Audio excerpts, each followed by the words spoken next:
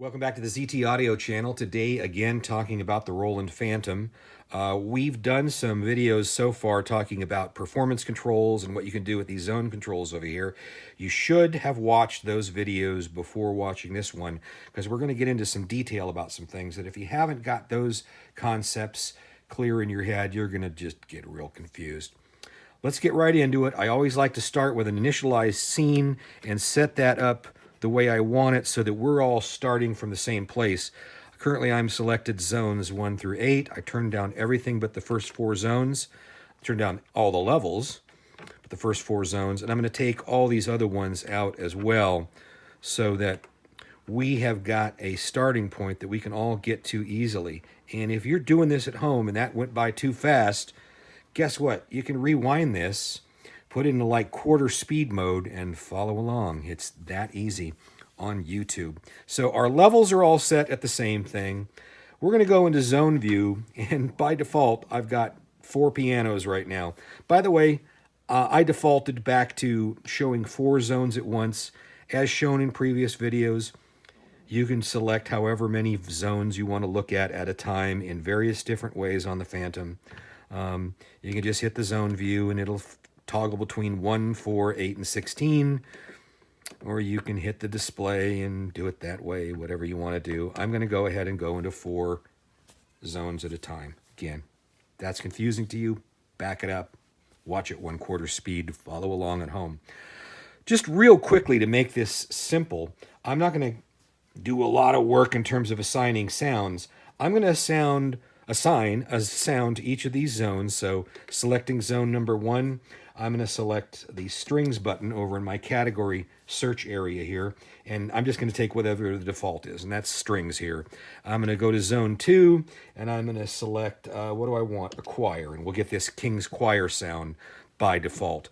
On the Fantom, there are always multiple ways you can do things, so I could select zones using these zone select buttons, or I could also, and watch, this will change when I hit this, I can select it on the screen as well. So I'm going to select my 3rd zone, and there, what have I got? I've got strings, I've got choir. I'm going to choose pad. By default, that comes up with the shine pad. And for my 4th zone, I'm going to use another method. I'm going to use the decrement key to go down to that zone, or the arrow down key, I should say. And for that, let's see, I've got strings, choir, pad. Let's select brass in the 4th zone. So altogether, I've got this sound, strings, King's Choir, shine pad, and the brass. If I want to, I can layer them all together, and that's how I'm going to do that right now. It's a really big pad sound, a really big sound, and the brass actually has some aftertouch on it that you can play around with.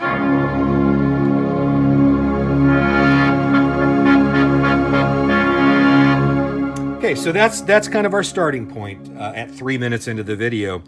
So what are we talking about today? Well, we've talked about how we can assign these controls before, and I kind of showed you the most basic level of that.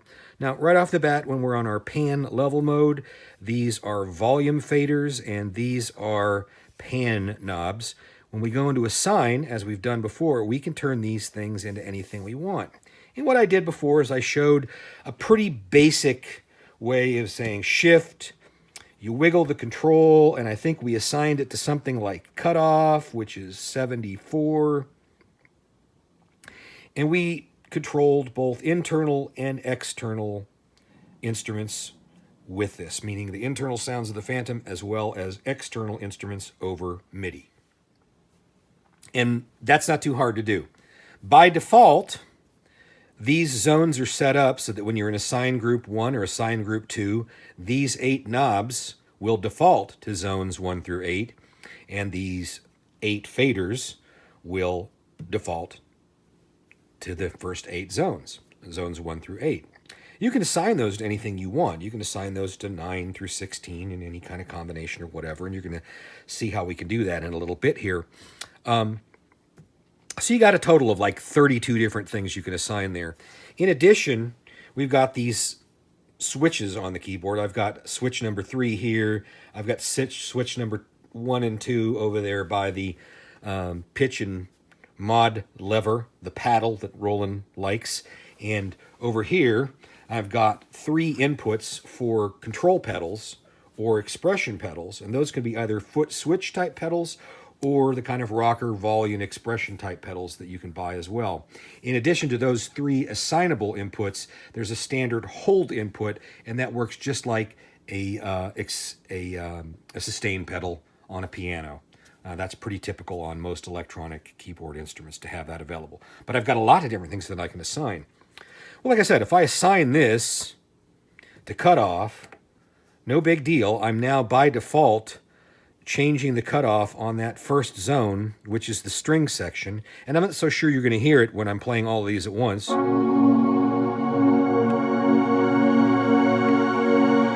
Doesn't appear to be doing much for me, so let's take out these other zones.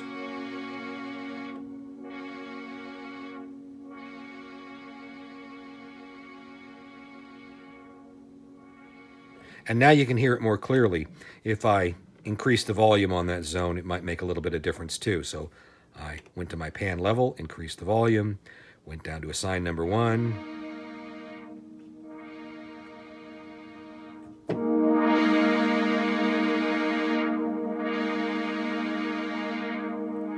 But if I've got all of these at once playing, you can barely hear any difference because I'm only doing one of those 4 layers on that knob. Guess what though? I can actually do more than just control one layer at a time on that fader or knob. So for instance, if I hit menu, go into zone edit, and let's go down here where it says assignable sliders. Guess what? We can see how these are assigned by default.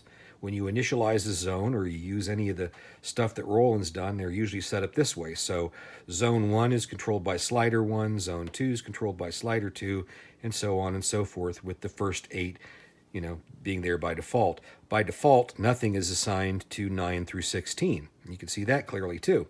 But what if I wanted to have the cutoff frequency on all 4 of my layers on one slider?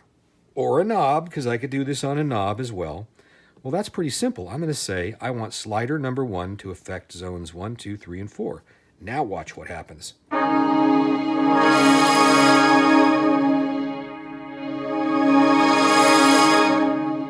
Well, that's completely different now, isn't it?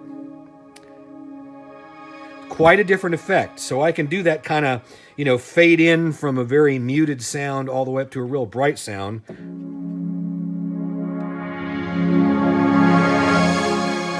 That's a very different effect than just affecting the volume. If I want to make that kind of extreme, what I can do is hit the shift key, wiggle slider number 2, and let's assign that to, it's going to be in the 70s, like 70 something or other, to 71 resonance. Okay. And menu, zone edit. I've got nothing controlled by that right now. Well, let's do the same thing here. Let's take all 4 of them and assign them to slider number 2. And by the way, again, on the Fantom, there's always more than one way to do things. I can use my knob here to assign the on and off, okay, as I go through. I can use my increment-decrement knob to go to which particular knob I'm going to assign, or my slider, I should say. Lots of different ways to do these things, so, I like to use the touch screen because it's very responsive. But now I've assigned resonance on slider number 2, and it's affecting all 4 layers at once. So listen to this.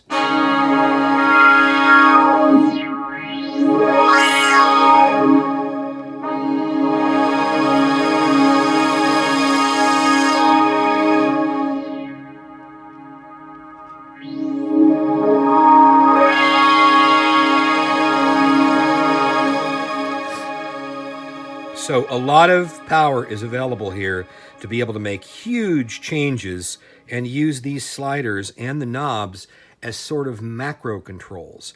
I'm going to leave that up to you to decide what you want to do with it, because if we take one of these sliders or one of these knobs, give them a wiggle with the shift control, you can hit the enter button here and you can see that there are a large number of things that you can do. Every MIDI controller number is available. Many of them are labeled because these are the defaults that a lot of manufacturers use. Not all manufacturers use those defaults. You'll have to look up on your individual instrument what you want to do. We can even do things like use this as a pitch bend or an aftertouch control. That's a lot of flexibility here. So we talked about faders, and that can be either on a fader or a knob or one of the foot pedal rocker types plugged into one of the controllers in the back. So three different foot pedals are available, 8 knobs and 8 faders, and then we flip over here and we've got another 8 knobs and another 8 faders that we can assign. That's a lot. You can set this up to control an entire MIDI rig in some very flexible and interesting ways. But let's get out of here. We still got this. What else can I do? Well, I've got these switches as well. And keep in mind, I've got not only switch 3 here, but I got switch 1 and 2 that are sitting over there by the paddle, the Roland pitch bend modulation paddle. And as those 3 foot controller inputs can also be used with sustain pedal type foot switches. It can use those or the rocker pedals, either one. So I got a lot of flexibility what I can do here. When I do something with a switch, I can also do it with one of those foot pedals. So hit this, shift F3, what's it assigned, S3, what's it assigned to right now? Well, it's assigned as the reverb switch, but I don't want it to do that. I want it to be assigned to a completely different function. Let's go in here and we'll notice that not only can I assign things to all of those standard MIDI controllers, and there's a lot of flexibility what you can do with that there.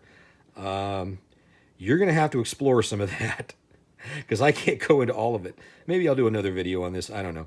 But in addition to all of these MIDI controls, there are a number of things on the Fantom, specifically on the Fantom, things like turning it from mono to polyphonic mode, turning the multi-effects on and off, the EQ on and off, the insert effects on and off.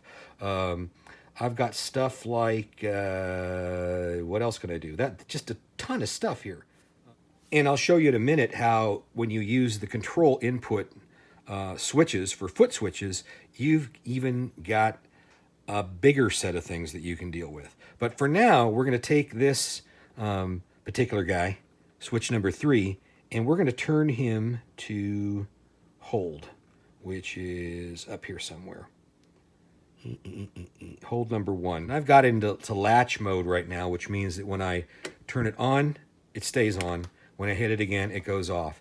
I can also set these so that they're momentary, so when I hit them, they're enabled. When I let go, they're not enabled. So switch number 3, we're going to flip that to latch mode, and it's set to hold.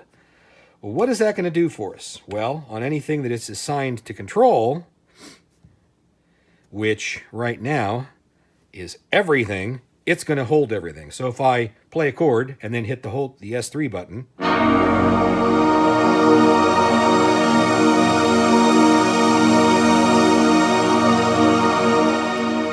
that does the same thing as if I had the hold pedal pressed down all at once, but maybe I don't want to do that. Let's take a look at my zone view.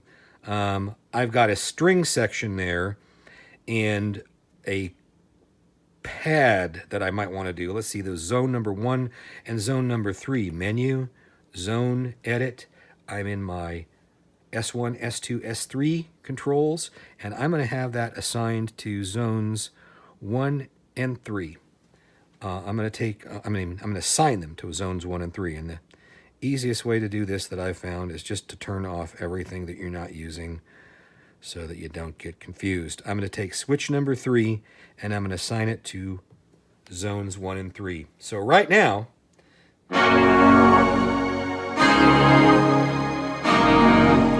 if I want to hold one of those zones, like maybe I want to go play another keyboard while I'm holding a chord over here, I can hit S3,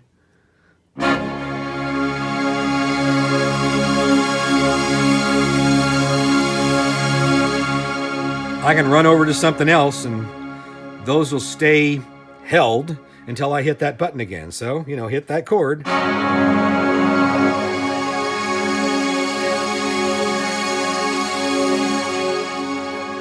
And that's a pretty handy feature in electronic music. So if I have that held,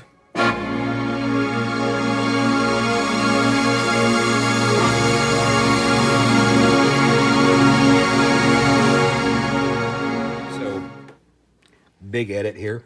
I'm going to take my hold pedal that I've got plugged into the hold pedal input, and I'm going to plug it into controller number 1. And you're going to see an interesting thing happen by default, because this is the default setting on the Fantom, and all of a sudden I play the keyboard, nothing happens. Oh my gosh, nothing is happening. My keyboard is broken, or so that it appears. That's not really the case. What's going on is that by default, the Fantom is set up so that controller number 1 is set up as an expression pedal, so that if you go and you buy an expression pedal from Roland or some other manufacturer and you just plug it in there, it'll just work. I just plugged a foot switch in there, which means that pressing the foot switch down is maximum volume, letting it up is 0, and since I don't have my foot on the switch, no sound is going to come out. Watch what happens if I play and then use the foot switch. I can do this kind of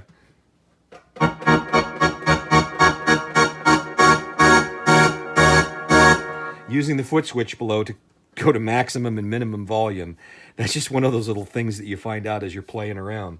I'm going to hit shift though, and I assign a foot switch or a foot pedal exactly the same way that I assign a switch on the front panel or one of the faders or one of the knobs. Shift, click on that, and you'll click on the pedal down below, and you'll notice that it's set to expression, and the pedal range is 0 to 127. I can do an interesting trick here, which is I can take that and I can reverse it so that when the foot pedal is up, I'm playing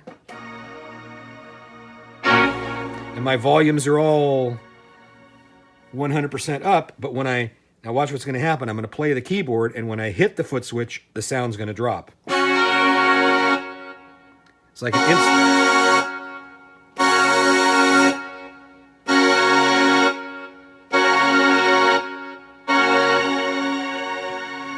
Just a little a little side effect of what we're playing around here with. But what I did want to show you, and you can do that with any of these controller numbers, by the way. It's a lot of flexibility. What I want to show you is that in addition to all that other stuff that we had in terms of controller numbers, MIDI controller numbers, I've also got stuff that's unique to the Fantom that I can assign to a controller. So right now I'm going to assign this to the start-stop button, okay? And watch what happens. Nothing, because I've got nothing recorded into the sequencer. So let's put that away for a second. Let's go to a scene that I've got a sequencer assigned in. And my sequence is that old one from a previous video. Okay, so that's the sequencer, and I started it by hitting the start-stop button over here. What if I wanted to control that with a foot pedal? Well, that's easy to do. Hit shift. The control pedal, the on-off pedal, is set into controller number 1. I'm going to mash on that pedal, step on the pedal. I'm going to hit enter. And on the foot pedals, I've got a bunch more stuff that I can assign. And one of them is start-stop. So let's assign it to start-stop. And guess what I get to do now? I can have my hands completely free to be playing some other keyboard. Like maybe I want to play an intro part.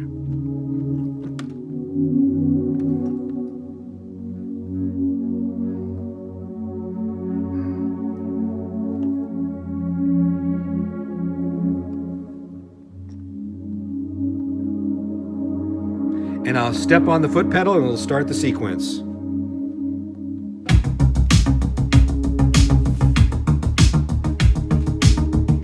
And I can stop the sequence with the foot pedal as well. So a lot of other things are available on those foot pedals besides just those kind of MIDI controller numbers. All the features, or a good number of the features, of the Fantom control surface are included in foot switch capabilities. So I can do things like I can have it go an octave up or an octave down. I could have one foot switch set to an octave up, another one set to an octave down.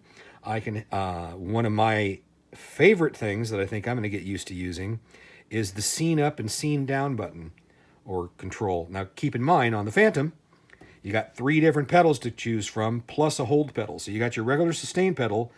You could plug another pedal in there as like an expression pedal, and then you could have 2 pedals, one scene up and the other one scene down. Let's go scene down. Keep in mind, this is set as a part of a scene, so those don't need to be the same for every scene. They could be anything you want them to be. And right now, I could be playing this scene, and maybe I hold a big chord at the end on some external keyboard, and I stop my scene from playing, or my thing from playing, but I got to have both hands free for something. I can now switch down to the next scene just by hitting that foot switch. And I can have one foot switch assigned to scene down and the other one assigned to scene up. So in live performance, my hands could be completely free. I could be doing scene up and scene down with foot switches. Showed you a lot of stuff today, what you can do with these things. So kind of digest this a little bit and think it over.